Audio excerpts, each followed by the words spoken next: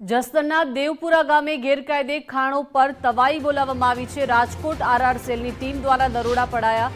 દેવપુરામાં ગેરકાયદે ચાલતી બેલાની ખાણો ઝડપાઈ છે। ચકરડીઓ અને 4 ટ્રેક્ટર સહિત 27 લાખનો મુદ્દામાલ જપ્ત કરવામાં આવ્યો છે। ગેરકાયદે ખાણો અંગે તાલુકા ભાજપ પ્રમુખના નામ ચર્ચામાં છે। જસદણ ભાજપ પ્રમુખ ચાંકિત રામાણીએ સ્પષ્ટતા કરી છે। જણાવ્યું છે કે રાજકીય કિન્નાખોરી રાખીને નામ ઉછાળવામાં આવ્યું છે।